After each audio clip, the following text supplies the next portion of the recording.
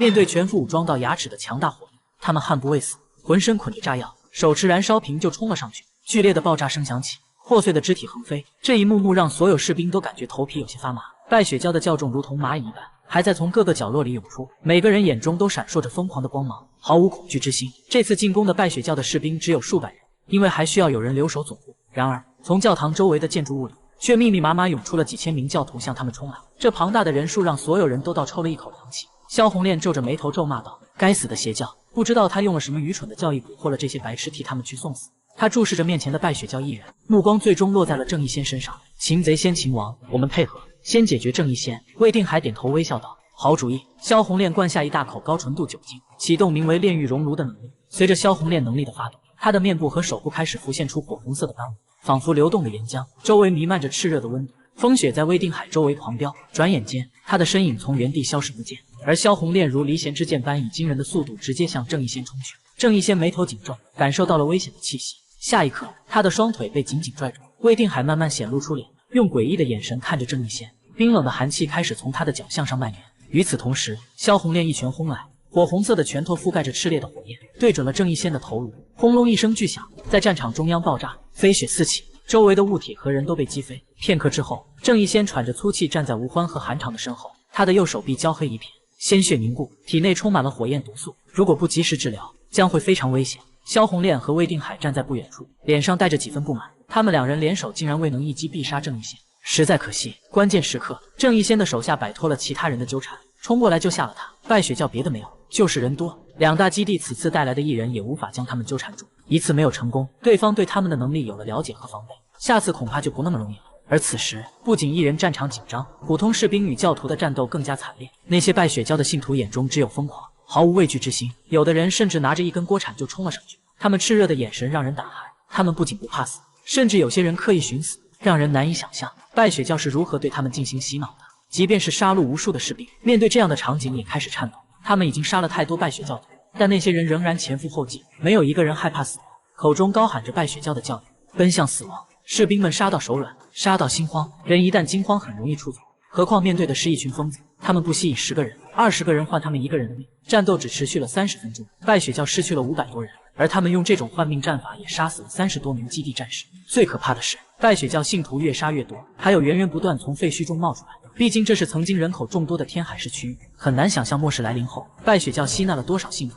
萧红炼和魏定海感到了一丝不妙，败血教的疯狂行为超出了他们的预料。以往他们进攻一个地方，只需开枪杀死一部分人，剩下的人要么投降，要么逃走。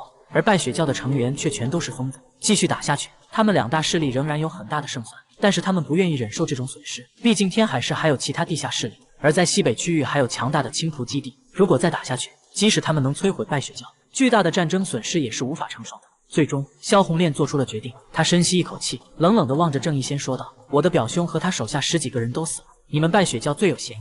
现在我需要一个解释。”魏定海对萧红炼的决定没有异议，他也不想再打下去了。我的得力干将王瑞轩也死在了西山基地的领域。除了你们败血教，我想不出还有哪个势力同时有实力和野心对我们两家下手。郑义仙，今天你必须给我们一个解释，否则我们两家就要彻底消灭你。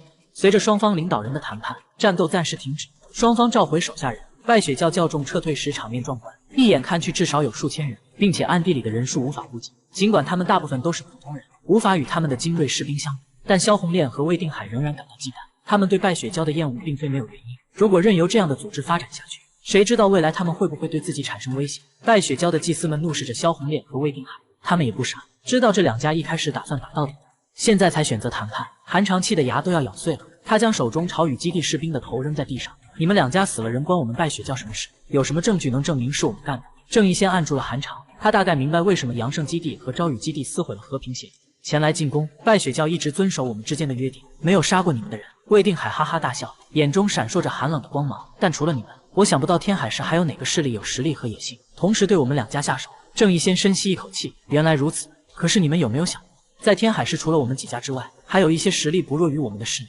甚至是可以与我们媲美的势力。这番话立刻引起了萧红炼和魏定海的反驳。这不可能，天海市的5大区域早就被他们瓜分完了，除了败血教这个异端组织，在末世之初趁其他基地没有扩张时偷偷发展起来，其他区域不可能再出现一个大型势力。郑义先却说道：“这完全有可能，你们难道忘记了过去1个多月陆江区的动静了吗？”萧红炼和魏定海听到这话后相视一眼，陷入沉思。过去5大势力中，西山基地的武力最强，因为天海市的军队完全被西山基地整合，士兵和武器装备都是他们最多。然而，在过去的1个多月里，他们的探子发现西山基地的领地陆江区一直传来枪声，而且他们还听到了多次大规模爆炸的声音。显然，这不是普通对手会造成的动静，但是也没有人会认为西山基地会被那个势力给灭掉，以至于后来从江南大区飞来的导弹摧毁了西山基地，大家就急于吞并西山基地的领地，忽略了之前的战斗。郑义先的话让2人回忆起那段奇怪的时间，这背后真的存在着一个强大的势力吗？如果他们真的还存在，那不是说连西山基地都无法对付他们？如果是这样的话，他们在朝西山基地原领地扩张的计划将受到巨大阻碍。郑义先继续说道：“我们的人那天也去了西山基地，遇到了朝雨基地的王瑞轩，除了王瑞轩等人，还看到了其他势力的人，或许他们就是你们想找的凶手。”魏定海听完后，神情变得沉重：“你是说，西山基地其实还没有完全被摧毁，他们暗中恢复实力？如果是这样，那就更不可能了。”萧红炼直截了当地说：“西山基地连避难所都被导弹摧毁，幸存者不多，物资也是他们的困难之一。如果他们真在恢复实力，绝对不敢在这个时候同时对我们2家出手。”郑义先语气沉重地说道：“西山基地的人不敢，但并不代表其他人不敢。有没有可能，现在西山基地的地盘被他们当初作战的另外一方势力占据了？并非每个人都知道我们几家势力的情况，也许他们根本不知道，除了西山区和陆江区之外，还有你们这几个强大的避难所基地存在。如果他们知道的话，我想未必敢对你们下手。”这番话听起来虽有些匪夷所思，但结合目前的情况来看，的确是最有可能的答案。排除所有不可能的选项后，剩下的无论多么匪夷所思，都是最接近真相的。毕竟5大势力彼此制衡，没有人敢轻易引起纷争，又有谁敢贸然出手杀死2家的艺人？那样的事只有外行人才干得出来。陆江区，萧红炼低声念着这3个字，只有他自己能听到。当初那片战场，他们的侦察兵曾经查到过，在陆江区与西山区交界处，靠近陆江边缘，只要去调查一下，很快就能找到一些线索。魏定海皱着眉头，摸了摸下巴，思考着这件事。他觉得自己对这个地方有些印象，但一时半会想不起来，似乎是一个看上去重要，但又像是谣言的情报。现在已经无法继续打下去，3方都不愿承受巨大损失，因为背后有不少人等着捡便宜。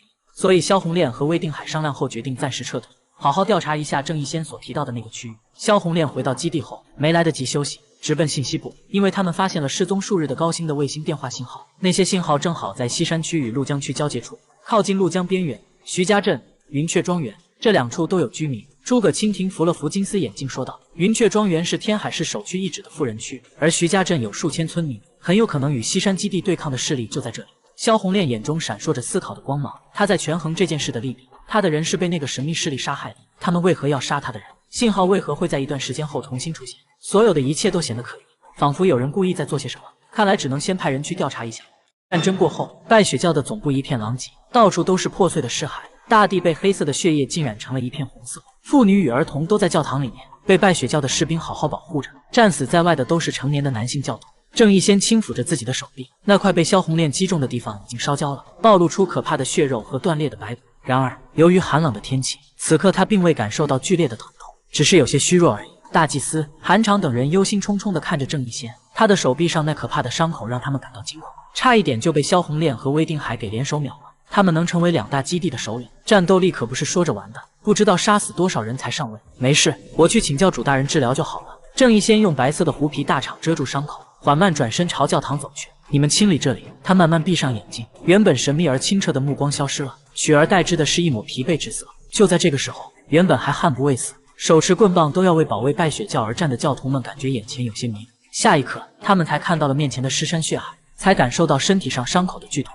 人群中立刻有几位身穿白色宗教长袍的女性走了出来，高举双手喊道：“英勇的战士们啊，你们已获得了雪神的祝福，使你们无所畏惧，你们的灵魂将前往神国，享受安宁与幸福。”仅靠喊口号，对于伤员的伤势自然是无济于事的。一些穿着类似修女服装的女性头拿着药箱，迅速在人群中寻找那些伤势相对较轻的伤员。因为缺乏药物，他们只能简单的进行包扎来止血，甚至连消毒都无法做到。等一等，我还可以抢救一下。一位手臂被砍断的伤员眼巴巴地看着经过的修女，伸出手请求她的帮助。修女低下头，惊讶地捂住嘴，看到了她严重的伤势，她满怀怜悯的目光中，甚至流下了一滴热泪。愿雪神解救所有受苦的人们，赐予忠诚信徒幸福美好的天堂。她走近，缓慢地跪在那名重伤者的身前，握住了他剩下的那只手，目光温柔地像母亲看着孩子一样。你已无法在尘世侍奉神，让我们回归神国吧。未等教徒开口，修女从身上取出一把锋利的手术刀，果断地刺入了他脖子的主动脉。真羡慕你，这么快就能见到神了。这样的场景在战场上司空见惯，久而久之，甚至在很多信徒心中埋下了这样的信念：只有那些愿意为血神献出生命的最虔诚信徒才能进入神国。通往神国的道路由黄金和宝石铺就，神国里有无尽的美食，四季鲜花盛开，可以实现人间难以企及的梦想。韩长抱着胳膊，望着死伤惨重的现场，也是恨得咬牙切齿。那些可恶的家伙，就是故意过来找茬的，说什么给手下报仇，又根本不听解释，上来就打，简直太可恶了。其他几位祭司无奈地安慰道：“他们害怕我们，因为更多的人会聚集在血神的光辉下，所以他们急于摧毁我们。”教徒们将尸体搬到废弃大楼的入口，然后离开了那里。不久之后，从大楼深处蔓延出密密麻麻的血色藤蔓，将尸体拖进了大楼深处。大楼内部闪烁着诡异的红色光芒，一株巨大的血色植物扎根于地底，藤蔓遍布整栋大楼的各个角落。每个楼层的天花板上都挂着一个个巨大的红色卵状茧囊，隐约可见内部有人形的存在。血色的藤蔓裹住送来的尸体，然后将它们挂在墙壁和天花板上。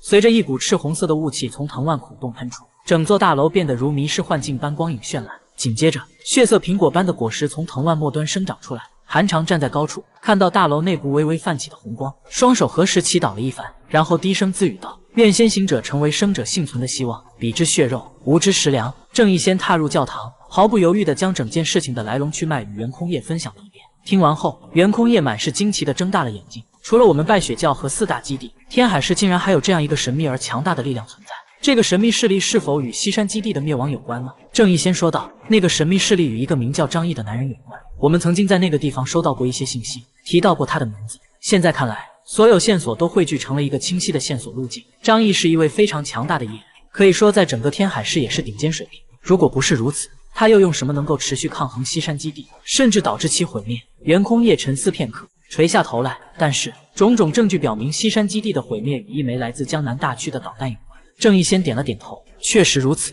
但即便如此，和张毅也有不可忽视的关系。我认为这个人绝对不能小看，他手中肯定掌握着巨大的力量。而且根据之前我们收到的信息来看，他掌握着大量物资的事实，可能并非空穴来风，而是真实的。袁空叶的瞳孔中闪过一丝光芒。如果是这样的话，确实有必要关注一下这个人。如果他真的有足够的实力，或许我们可以考虑拉拢他，共同对抗那几家基地。郑义先接着说道：“整个天海市拥有重要资源的地盘都被4家避难所占据。虽然败血教人数众多，但资源极度匮乏。尽管血藤能够换取食物，但这不是长久之计。就像今天，朝雨和阳城2大基地联手进攻，我们的抵抗非常艰难。若不是他们顾忌，不愿与我们展开死斗，恐怕败血教难以度过今日危机。因此，我认为我们应该发展一个帮手。”袁空叶沉思片刻后缓缓点头：“好吧，就让大法令过去验证一下他的实力吧。如果他真的能够对抗基地，也许从现在开始，天海市的格局将会发生翻天覆地的变化。周海美几乎每天都会来庇护所，叫上张毅家中的几位女性一起打麻将。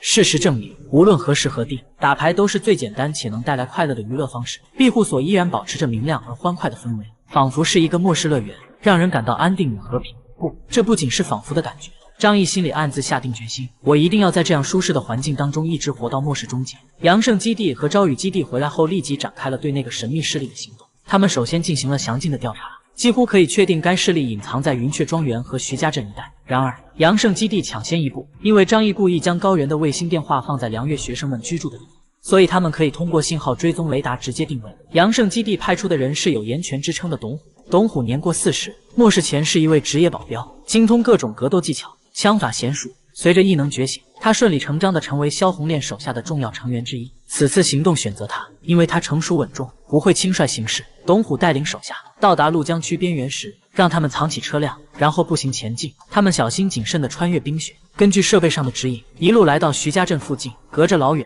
他们就通过望远镜看到了那一大片冰雪搭建的屋子，同时也发现了那面让人震惊的坚冰壁垒。董虎忍不住呼出一口气，感叹道：“这东西真的是凭借人力搭建起来的吗？”厚实的壁垒宛如一座小型冰雪长城，高度达到20米，厚度更令人震惊的达到10米。尽管主要材料是冰块，但内部加装了钢铁骨架，使其异常厚实，防御力惊人。除非使用大口径火炮轰击，否则普通单兵作战武器根本无法破坏。我开始明白为什么他们能够与武装力量最强大的西山基地持久抗衡了。都给我小心点，这可不是个容易对付的对手，一不小心，咱们的命都会留在这里。董虎拿出设备，确认了高原的卫星电话信号就在前方那一大片雪屋内。想了想后，便找来了一个机灵的手下：“你先过去看看那里的情况。”那名手下眼神警惕，如同一只雪猿般离开大部队，朝着徐家镇前进。此刻已经夜幕降临，他身穿一身白色作战服，就算在10米开外，肉眼也很难察觉到他的存在。小心翼翼的探子来到了徐家镇边缘，却没有遇到任何警卫人员。他稍微松了口气，然后继续利用雪屋作为掩护，悄悄地朝里面前进。然而，在这一路上，他发现这个村子并不是一个充满生气的地方，一座座半球形的雪屋宛如死气沉沉的坟墓，孤立在雪原之中。大部分雪屋都空无一人，只有极少数的几间通过门帘或木板遮挡住。寒冷的天气下，到处都找不到人的身影，仿佛这里已经没有一个活口了，看起来并没有组织成规模，一个人都看不到，也没有警卫。慢慢的，他靠近了高原卫星电话的位置，发现那只是一个普通的雪屋。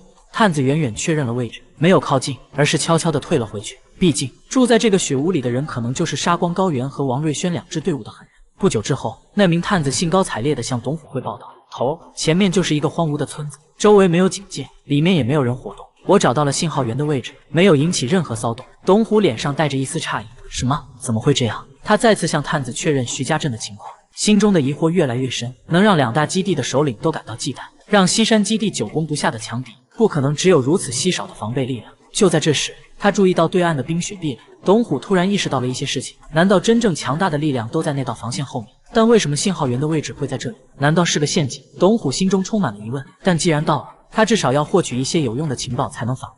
于是他带着手下悄悄地朝徐家镇前进。董虎自己也没有想到，他们小心谨慎了这么久，最终在那座雪屋里发现了一群熟睡的年轻人。不能说他们完全没有防备，只能说他们睡得跟猪一样沉。董虎看了一眼手中的设备，确认信号源就在这里。一时间，他也有些迷茫了。